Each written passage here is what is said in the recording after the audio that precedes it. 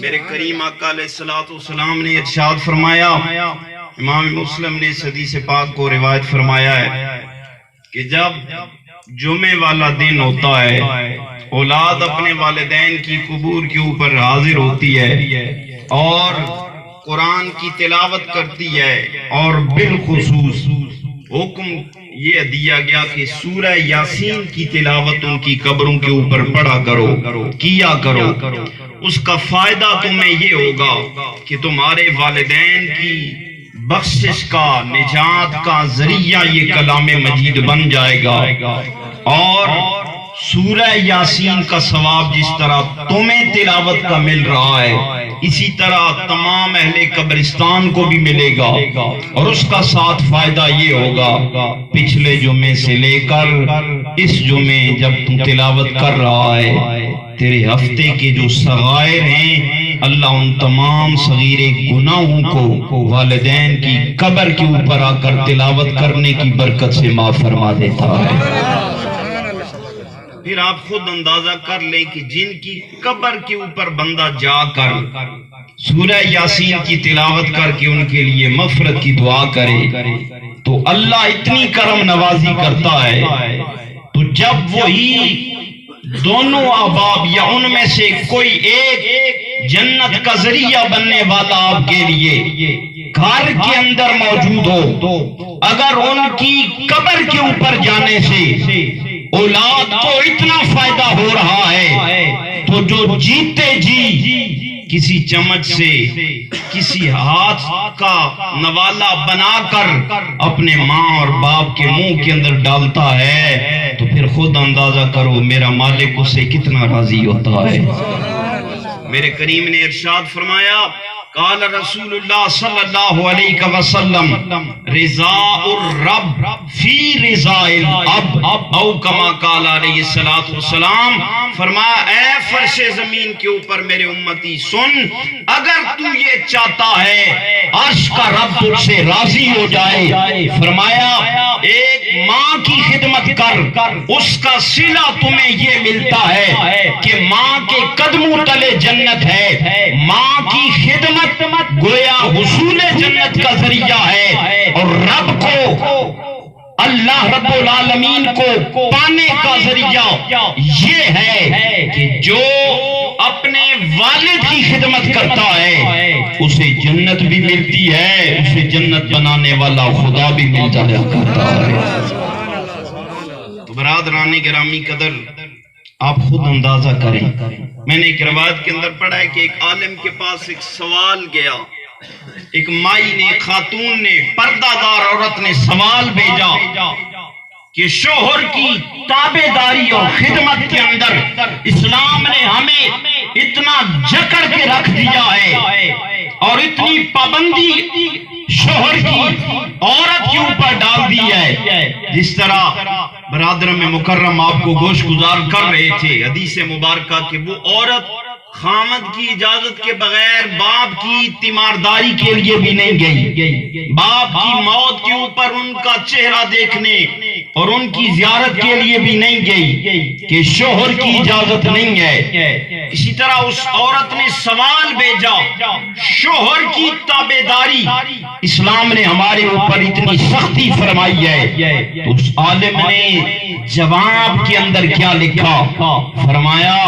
اے خاتون جو یہ کہہ رہی ہے اسلام نے ہمیں شوہر کی اطاعت کا پابند کر دیا ہے، بتا تیری اولاد کیا ہے؟ اس نے جواباً لکھا میرے 3 بیٹے ہیں۔ تو عالم نے آگے سے اس کا جو جواب دیا وہ یہ ہے، اے عورت تو دیکھ اسلام کے اصول، ایک طرف تجھے شوہر کا تابعدار بنا دیا ہے، دوسری طرف بھی تو ذرا نظر ڈال، ایک زاویے سے شوہر کی تابعداری تجھے عطا فرما دی ہے، دوسری طرف تیرے 3 بیٹوں کو تیرے قدموں میں ڈال کر تیرا خدمت گزار بھی بنا دیا ہے۔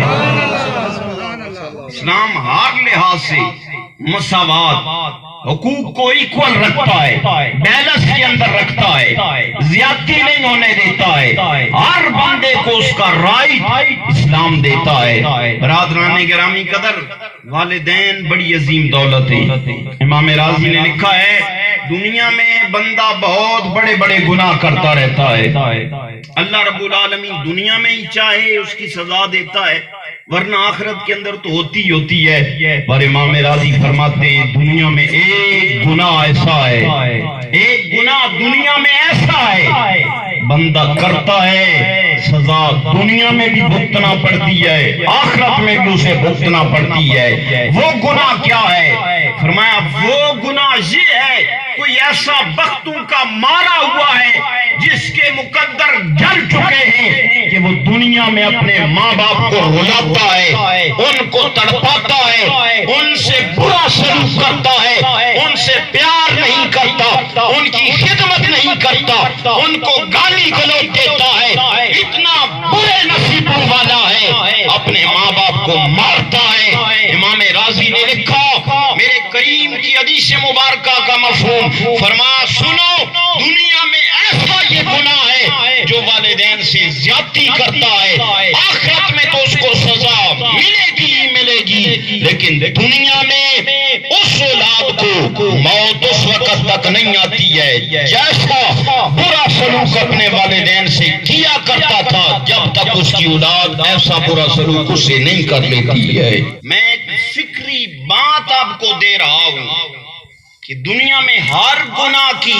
سزا مؤخر ہو سکتی ہے، لیکن ماں باپ کی بدسلوکی، ماں باپ سے کنارہ کشی، ماں باپ سے دوری، ماں باپ کے ساتھ برا سلوک، اس گناہ کو کرنے کے بعد یا اس گناہ کا سوچنے سے پہلے یہ بات اپنے ذہن کے اندر ضرور ڈال لینا، یہ وہ میں پتہ کھیل رہا ہوں، مجھے موت اس وقت تک نہیں آئے گی جیسا میں برا سلوک کر رہا ہوں، ایسا سلوک جب تک مجھ سے نہیں ہو جائے گا۔ اس لیے غور کرو ماں باپ کا رتبہ اور مقام کیا ہے۔ فرمایا دنیا میں سب سے بڑا گناہ یہ ہے اللہ کے ساتھ کسی اور کو شریک کر دینا، کسی اور کو رب بنانا، یہ دنیا میں سب سے بڑا گناہ ہے۔ روایت کے اندر میں نے پڑھا اس کے بعد دنیا میں جو سب سے بڑا گناہ ہے وہ اپنے والدین سے حسن سلوک نہ کرنا ہے۔ حضرت ابو ہریرہ فرماتے ہیں ایک بندہ حضور کی بارگاہ میں حاضر ہوا، آ کر عرض کرنے لگا لجپال آقا صلی اللہ علیہ وسلم دنیا میں میری خدمت کا سب سے زیادہ حقدار کون ہے؟ فرمایا اموں کا تیری ماں ہے۔ پھر اس بندے نے سوال کیا حضور اس کے بعد؟ فرمایا اموں کا تیری ماں ہے۔ پھر تیسری مرتبہ سوال کیا، پھر اس کے بعد فرمایا اموں کا تیری ماں ہے۔ پھر اس کے بعد اس نے سوال کیا حضور اب اس کے بعد؟ فرمایا ابو کا، چوتھے مقام کے اوپر تیرے باپ کا مقام آتا ہے۔ تین مرتبہ ماں کا نام لیا ہے، چوتھی مرتبہ باپ کا رائٹ بیان کیا ہے۔ کیوں؟ فرمایا ماں انسان کو اپنے بطن کے اندر اٹھا کے رکھتی ہے، ایک اس وجہ سے، دوسرا اس وجہ سے، پھر اس کو تولد کرتی ہے، دنیا میں اس کو جنم دیتی ہے اس تکلیف کی وجہ سے۔ تیسرا یہ فرمایا تیسرا حق اس لیے دیا کہ وہ اپنے سینے سے شیر دودھ کی خوراک اپنی اولاد کو پلاتی ہے۔ آمنہ کے لال نے ان تین وجوہات کی وجہ سے اس بندے کو فرمایا پہلا حق بھی تیری ماں کا ہے کہ اس نے تجھے بطن کے اندر رکھا، دوسرا حق بھی تیری ماں کا اس لیے ہے کہ اس نے تجھے جنم دیا، تیسرا حق اس لیے ہے کہ اس نے تجھے اپنے سینے سے دودھ پلایا۔ فرمایا اس کے بعد اگر حق پوچھتا ہے جو تیری اتنی خدمت گزار ہے، اس لیے میں نے تین بڑے حق اس کے رکھے ہیں، چوتھے نمبر پر اب تیرے باپ کا رتبہ اور مقام شروع ہو رہا ہے۔ تابعداری کے اندر، خدمت گزاری کے اندر ماں کا رتبہ بڑا ہے، اور حکم کے لحاظ سے، فرمانبرداری کے لحاظ سے باپ اگر کوئی حکم جاری کرے پھر باپ کی فضیلت ہے۔ خدمت گزاری کے لحاظ سے آمنہ کے لال نے ماں کو اونچا رتبہ اور مقام عطا فرمایا۔ دیکھیں نا یہاں پر بھی اسلام نے بیلنس کیا ہے، ماں کی خدمت کی وجہ سے اس کو ایک طرف اونچا مقام۔ اب کسی کے ذہن کے اندر خیال آ سکتا تھا کہ باپ بھی باپ ہی ہے، اولاد کے لیے ذریعہ نجات ہے، اس کو اسلام نے پھر کیا دیا؟ یہاں پر تو ماں کو گویا فضیلت مل گئی، اسلام نے دوسری طرف بیان کیا کہ اگر حکم کی بات آ جائے، حکم کی بات آ جائے، پھر باپ کا حکم جو ہے وہ ترجیح پا جائے گا۔ خدمت کے لحاظ سے ماں ترجیح پا رہی ہے، اور جب دونوں کے حکم آ جائیں تو پھر باپ کے حکم کو اللہ کے محبوب نے فضیلت عطا فرما دی ہے۔ برادران گرامی قدر، ان کی قدر کیا کریں۔ الکبائر کتاب کا نام ہے، اس کے اندر یہ روایت موجود ہے کہ ایک ایسا بندہ تھا جو دنیا میں اپنے ماں باپ سے اس نے سلوک نہیں کرتا تھا، زندگی اس کی بیت گئی اور اس نے معافی تلافی بھی نہیں کی، وہ مر کھپ گیا، اس کو قبر کے اندر ڈال دیا جاتا ہے۔ جب اس کو قبر کے اندر ڈالا جاتا ہے، ایسا بندہ جس نے اپنے ماں باپ کو دنیا میں رسوا کیا ہو، ذلیل کیا ہو، اللہ نہ کرے کبھی کوئی اولاد ایسا کرے۔ الکبائر کے اندر یہ روایت موجود ہے، فرمایا قیامت تک جب بارش ہوتی ہے، وہ بارش زمین کے ہر ذرے کے اوپر نور بن کے، رحمت بن کے اترتی ہے، لیکن وہ بندہ جس نے ماں باپ کو دنیا میں رلایا ہو، جب اس کی قبر کے اوپر قیامت تک بارش کے جو قطرے اس کی قبر کے اوپر گرتے ہیں، وہ رحمت بن کے نہیں، آگ کے انگارے بن کے قیامت تک اس کی قبر کے اندر ڈالے جاتے ہیں۔ خود اندازہ کر لو پھر ماں باپ کا مقام کیا ہے۔ ماں باپ سے پیار کیا کرو۔ حضرت شیخ عبدالعزیز دباغ نے یہاں تک لکھا ہے، جس بندے کے گھر کے اندر ماں یا باپ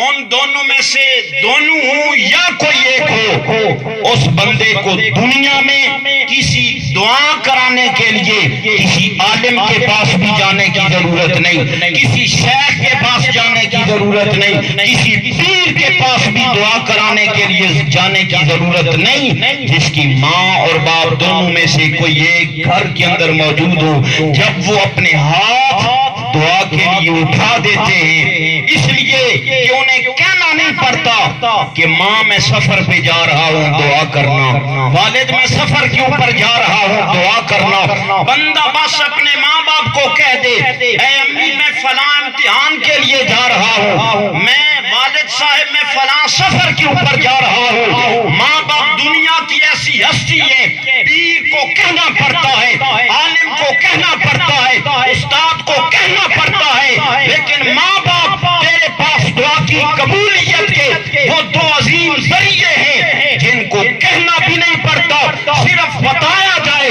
میں امتحان کے لیے جا رہا ہوں، میں سفر کے لیے جا رہا ہوں، ماں کے لبوں سے لفظ نکلتے ہیں، جا میرے بیٹے میرا مالک تجھے کامیابی عطا فرمائے۔ باپ کو بندہ کہے میں سفر پر جا رہا ہوں، باپ کو دعا کے لیے کہنا نہیں پڑتا ہے، باپ جب بھی اٹھتا ہے پوچھتا ہے۔ برادران گرامی قدر، باپ اور ماں کسی کام کے نہ ہو، صرف چارپائی کے اوپر پڑے ہوئے ہوں، بیماری کے عالم میں ہوں، بندہ دنیا کے کسی ملک کے سفر کے اوپر چلا جائے، بندے کا دل مطمئن ہوتا ہے، میرے گھر کو کچھ نہیں ہو سکتا، اس لیے کہ مجھے دنیا میں لے آنے کا ذریعہ میرے بھائی باپ بڑھاپے کے عالم میں بھی میرے گھر کے اندر موجود ہیں، اور ان دونوں میں سے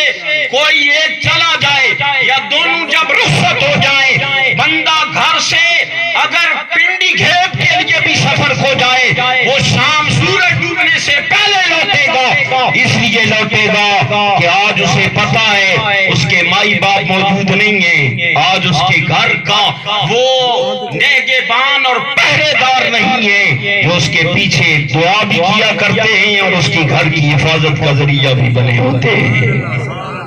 تو اس لیے اپنے ماں باپ کی قدر کرو، اپنے ماں باپ سے پیار کرو، یہ وہ دو عظیم ہستیاں ہیں، جب چھن جائیں تب انسان کو پتا چلتا ہے۔ یہ جو اولیاء کاملین ہیں، ان میں سے اکثر جو ہیں یہ والدین کی خدمت کی وجہ سے مقام ولایت کے اوپر فائز ہوئے۔ حضرت بایزید بستامی کو دیکھا جائے، انہوں نے والدہ سے اجازت طلب کی کہ اے میری امی جان، آپ مجھے اجازت دیں میں جنگلوں کے اندر جا کر عبادت کرنا چاہتا ہوں، رب کی معرفت چاہتا ہوں۔ آپ فرماتے ہیں میں بڑا عرصہ جنگلوں کے اندر اللہ اللہ کرتا رہا، ایک دن بستان سے میرا گزر ہوا، سوچا کہ والدہ کی زیارت کروں، سحری کا وقت ہے اور نماز تہجد کا وقت ہے۔ میں نے دیکھا کہ گھر کی جو نالی ہے اسے پانی بہ رہا ہے، میں سمجھ گیا میری والدہ بیدار ہے۔ میں نے دروازے کے اوپر دستک دی، دروازے کو کھٹکھٹایا اور آواز نہیں دی۔ اندر سے میری امی کہنے لگی بایزید آ گئے ہو؟ اس وقت آپ فرماتے ہیں میری چیخ نکلی، کتنے عرصے کے بعد آیا؟ میری ماں نے مجھے دیکھا بھی نہیں، صرف میرا دروازہ کھٹکھٹانے کی وجہ سے، جو ماں انسان کے دروازہ کھٹکھٹانے سے انسان کو پہچان لیتی ہے کہ میرا بیٹا آ گیا ہے، تو پھر اے بایزید اسی ماں کی خدمت کر، رب کی معرفت اور پہچان تجھے اسی ماں کے قدموں سے نصیب ہو جائے گی۔ آپ فرماتے ہیں پھر اس کے بعد میں نے والدہ کی خدمت شروع کی، میرے رب نے مجھے مقام ولایت کے اوپر فائز کیا اور اس مقام کے اوپر پہنچا دیا۔ صوفیاء کے جو 10 بڑے امام ہیں ان میں حضرت بایزید بستامی کا نام شمار کیا جاتا ہے۔ حضرت خواجہ معین الدین چشتی اجمیری رحمت اللہ تعالی علیہ، جس دن آپ نے 90 لاکھ ہندوؤں کو کلمہ پڑھا کر دارہ اسلام کے اندر داخل فرمایا، اور لوٹ کے آئے تو اپنی والدہ سے کہنے لگے اماں آج رب نے میرے اوپر بڑا کرم کیا ہے، میرے اس دستے مبارک کے اوپر آج اللہ رب ذوالجلال نے 90 لاکھ لوگوں کو کلمہ نصیب فرما دیا ہے۔ تو والدہ کہنے لگی اے معین الدین یہ صرف تیرا کمال نہیں ہے، اس کے پیچھے کسی اور دعاؤں کی بھی بات ہے، اس کے پیچھے کوئی اور راز بھی ہے۔ حضرت معین الدین چشتی اجمیری والدہ کے سامنے دست بستہ عرض کرتے ہیں میری ماں مجھے راز بتا۔ فرمایا میرے بیٹے جب تو گھر سے باہر نکلتا ہے میں دعا کرتی ہوں اے بار الہ معین الدین تیرے سپرد ہے، میرے اٹھے ہوئے ہاتھوں کی لاج رکھ لینا۔ رب ان اٹھے ہوئے ہاتھوں کی لاج رکھی ہے، 90 لاکھ کو آج تیرے ہاتھ کے اوپر بیعت کرنے کا شرف دیا۔ دوسری بات یہ ہے اے معین الدین چشتی اجمیری سن، جب میں تیری والدہ بچپن میں تجھے دودھ پلایا کرتی تھی، اے میرے معین الدین میں تجھے وضو کر کے دودھ پلاتی تھی، قرآن پڑھتے ہوئے تجھے دودھ پلایا کرتی تھی۔ آج ہم اپنے ماں باپ کو بہت سمجھنے لگ گئے، کتنی بری بات ہے۔ لاکھوں کی انسان کی کمائی ہے، اولاد خیر کے اندر ہے، خوشحالی کے اندر ہے، ماں کسی اور سے جا کر دوائی کے پیسے مانگ رہی ہو تو انسان کو مر نہیں جانا چاہیے، مر جانا چاہیے اس انسان کو جس کے پاس لاکھوں کی آمدن ہو، ماں دوائی کے لیے غیر کے بوہے سے پیسے مانگ رہی ہو، لاکھوں کی آمدن ہو، ماں کسی سفر پر جانے کے لیے غیر کے بوہے کے اوپر سوالی بن کے کھڑی ہو، ایسی اولاد جیتے جی ہی مر جائے۔ اور وہ اولاد جو اپنی بیویوں کی تابعداری کرتی ہے، ماں اور باپ کو چھوڑ دیتی ہے۔ سنو حدیث مبارکہ، حضرت علقمہ صحابی رسول ہیں، ان کا آخری وقت ہے اور ان کی روح گلے کے اندر رک گئی۔ ایک بندہ آیا نبی کریم علیہ السلام کی بارگاہ میں، آپ وہاں پر جلوگر ہوئے، دیکھا کہ میرے صحابی رسول کی یہ کیفیت ہے، آپ نے ان کی والدہ کو بلایا، بلا کر ارشاد فرمایا انہوں نے آپ کی کوئی بے ادبی گستاخی تو نہیں کی ہے؟ تو والدہ کہنے لگی انہوں نے کوئی بے ادبی گستاخی نہیں کی ہے، صرف یہ ہے کہ ایک دن اس کی بیوی نے بھی اسے کوئی آرڈر دیا اور دوسری طرف میں نے بھی اسے کوئی حکم دیا، اس نے میرے حکم کو چھوڑ دیا، بیوی کی بات کو ترجیح دی ہے، میرے دل کے اندر اس کی ناراضگی پیدا ہو گئی۔ میرے کریم نے فرمایا میرے صحابہ لکڑیاں اکٹھی کرو،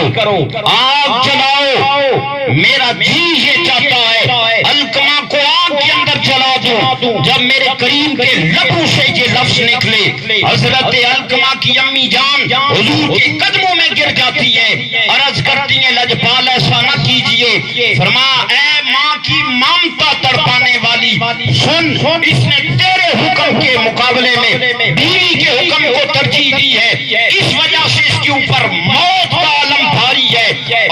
گلے کے اندر رک گئی ہے، یا تو اس کو معاف کر دے یا اس کو میں آگ کے اندر جلاتا ہوں۔ والدہ ہاتھ جوڑ کے عرض کرتی ہے یا رسول اللہ صلی اللہ علیہ وسلم، میں آپ کی موجودگی میں رب کی بارگاہ کے اندر یہ سوال کرتی ہوں، بار الہ فرش زمین پر میں اس کی ماں اس کو معاف کرتی ہوں، اے عرض کے رب اس کو معاف فرما دے۔ یہ بات ماں کے لبوں کے اوپر جاری ہوئی، صحابی نے روایت کے اندر بیان کیا ہے جب ماں نے کہا میں اس کو معاف کرتی ہوں، روایت کے اندر میں نے پڑھا ہے یہ لفظ ماں کے لبوں کے اوپر تھے، علقمہ کی روح قفص انصری سے پرواز کر رہی تھی۔ پھر خود اندازہ کر لو، ماں بندے کو فرش زمین کے اوپر، ناراض بندہ اپنی ماں کو کرے تو روح بھی گلے میں رک جایا کرتی ہے، اور وہ ماں ایک لفظ کہہ دے میں نے معاف کر دیا ہے، رب ذوالجلال اتنا کرم کر دیتا ہے بندے کی روح آسانی سے بندے کے بدن سے جدا ہو جایا کرتی ہے۔ تو برادران گرامی قدر، اب غور طلب بات یہ ہے کہ حضرت علقمہ صحابی رسول بھی تھے، لیکن صحابی رسول ہونے کے باوجود بھی روح گلے کے اندر اٹک کس لیے گئی، رک کس لیے گئی کہ ماں ناراض تھی۔ اگر صحابی پر ماں ناراض ہو تو موت اوکھی ہو جاتی ہے۔ آج ہم 15ویں صدی کے اندر جی رہے ہیں، ہم اپنی ماں کو اوکھا کریں گے تو پھر خود سوچ لو موت کتنی اوکھی ہمارے اوپر آئے گی۔ تو برادران گرامی قدر، اس موت کو ہمیشہ یاد رکھا کریں۔